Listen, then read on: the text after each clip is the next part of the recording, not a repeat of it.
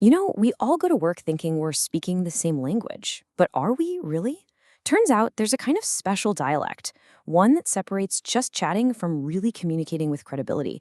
And honestly, it can make or break your career. So I'm just going to ask you straight up. You speak English, for sure, but do you speak business? And I don't mean memorizing a bunch of jargon. I mean really using the language of industry and strategy with total confidence. So here's our game plan. First, we'll nail down the difference between everyday English and business English. Then we'll get into the specific language of commerce, decode some must-know terms, see them used in a real speech, and wrap up with the key takeaways you can use right away. Let's jump in. Okay, so what is the real difference here? Look, it's not like you have to learn a whole new language. It's more about shifting your mindset from just general conversation to laser-focused professional precision. Think about it like this. General English is all about being understood, right? Like grabbing coffee with a coworker. But business English, that's about being trusted. When you're in a commercial situation, a tiny little mistake isn't just a slip-up. It could be a massive contractual problem or even a lost client. The stakes are just so much higher. And you can see this play out in everyday life. Changing your flight details? General English is perfectly fine. But writing a cover letter that gets you the interview? Or sending that first critical email to a new customer?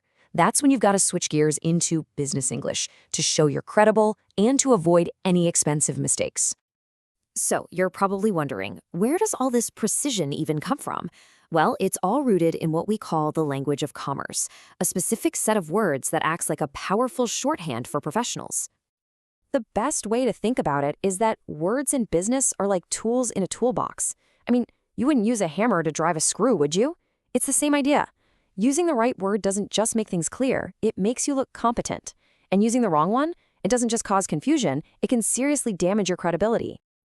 All right, let's start building that toolkit. We're going to break down some of the most common, most foundational terms you'll hear in pretty much any business. Getting these down is your first big step toward becoming fluent. First one up, corporation. Now, this word is a big deal because it signals two things: scale and legal structure. It's not just any old company. It's a specific legal entity, totally separate from its owners. When you use this word correctly, it shows you get how the business world is formally put together. Next, let's talk about a merger. This is all about strategy. When two companies merge, it's not just about becoming bigger for the sake of it. It is a very deliberate move to grab more of the market, maybe get rid of a competitor, or combine strengths. It's a word that screams major strategic change. At the end of the day, pretty much every single thing a business does gets measured by these two little words: profit and loss. And this isn't just boring accounting stuff, it's the language of performance. Every single strategy, every merger, every decision, it all gets judged on whether it pushes the company into profit. Right? They're the ultimate scoreboard for success or failure. But even more than that, they represent the constant push and pull in business, the tension between risk and reward. Every move you make, trying to get a profit, comes with that built-in risk of taking a loss. So how do businesses even get going? Well, it all starts with capital. That's the money and the assets needed to open the doors. But capital just sits there. The investment, that's the action. That's the part where you actually use that capital, hoping for a future profit. So one is the fuel and the other is stomping on the gas pedal. Okay, so we've got our new tools laid out on the workbench. Now let's actually see how to use them. Theory is one thing, but seeing these words in action is where it all starts to click. So what we're going to do is break down a manager's announcement about a really big company change.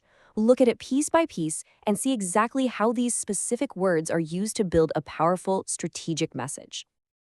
Okay, listen to how this starts. The manager says corporation to immediately establish the scale of the business. The key action, the merge, and the goal, to capitalize on new markets. Bam! In just one sentence, you've got 4 key business terms that lay out the entire strategic vision. And it keeps going, explaining the how and the why. They are investing money. That's that action word we talked about. And the end goal is crystal clear: profiting from this move for years. These words create a straight line from the action they're taking to the result they expect. And here it is, the crucial piece of the puzzle. Why are they making this huge move? Because the company took a loss last year.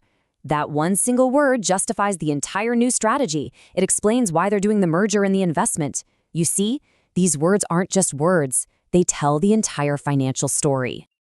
All right, so we've gone through the why and the how, and we've even seen it in practice. Let's boil all of this down to a simple 3-step plan that you can start using like tomorrow. It really is this simple. First, always figure out your context. Am I having a casual chat or is this a commercial situation? Second, start mastering that core vocabulary we just talked about. And third, always aim for precision. Just before you speak or write, ask yourself, is this the single best word I can use right now to sound accurate and credible? So I'll leave you with this thought. The language you choose to use completely shapes how other people see you professionally. Think about those words we covered: corporation, merger, profit, loss, investment. The question isn't just about which one you might use tomorrow. The real question is, what message are you sending about yourself when you don't?